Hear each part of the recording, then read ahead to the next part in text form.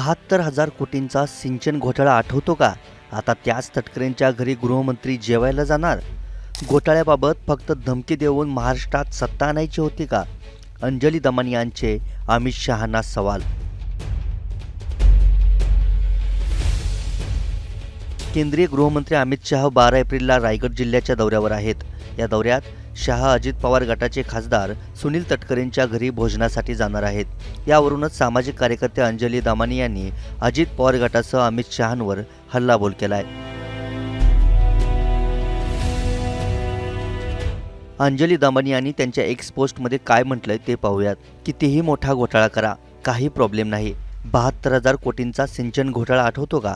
त्याचे पुढे काय झाले? काहीच नाही ना? कारण आपलं थर्ड क्लास राजकारण. घोटाळ्याची चौकशी कधीच करायची नव्हती. फक्त धमकी देऊन महाराष्ट्रात सत्ता आणायची होती. आता त्याच तटकरेंच्या घरी गृहमंत्री जेवायला जाणार? अतिउत्तम. ईडी आणि एसीबी आता गुंडाळून टाका, अशा शब्दात अंजली दमानी यांनी संताप व्यक्त केलाय. आघाडी सरकारच्या काळात बंधारे आणि सिंचन प्रकल्पांच्या बांधकामात गैरव्यवहार झाल्याचा आरोप झाला होता. सिंचनावर 70,000 कोटी खर्च झाले, पण सिंचन क्षेत्रात फक्त 0.1% सुधारणा झाली, असं निरीक्षण सरकारच्याच इकॉनॉमिक सर्व्हेमध्ये आलं होतं. अजित पवारांनंतर 2010 ते सप्टेंबर 2014 दरम्यान हे खातं सुनील तटकरेंकडे होतं. कॅगने सिंचन प्रकल्पांमध्ये अनियमितता आहे असं म्हटलं तेव्हा अजित पवार जलसंपदा मंत्री होते. त्यामुळे या गैरव्यवहाराची जबाबदारी अजित पवारांची आहे, असं तत्कालीन विरोधी पक्ष असणाऱ्या भाजपनं म्हटलं होतं.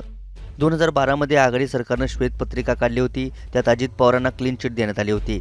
मात्र भाजपचं सरकार आल्यानंतर पुन्हा एसीबी चौकशीचे आदेश देण्यात आले होते. अजित पवार भाजपसोबत सरकारमध्ये सामील झाल्यानंतर दिलासा मिळाल्याची चर्चा होतात. कोणतीच फाईल बंद केलेली नाही, असं अमित शहा एका मुलाखतीत म्हणाले होते. अजित पवारांनीही वारंवार स्पष्टीकरण देत त्यांच्यावरील घोटाळ्याचे आरोप फेटाळलेत. तर एसीबीने हायकोर्टात सादर केलेल्या शपथपत्रात अजित पवार यांना क्लीन चिट दिली होती. आता मात्र अंजली दमानी यांनी पुन्हा एकदा हा सिंचन घोटाळ्याचा मुद्दा बाहेर काढलाय. त्यामुळे दमानी यांच्या निशाण्यावर धनंजय मुंडेनंतर राष्ट्रवादीचे दुसरे नेते सुनील तटकरे आहेत की अजित पवार, अशी चर्चा राज्यभरात रंगली आहे. ब्युरो रिपोर्ट, मुंबई तक.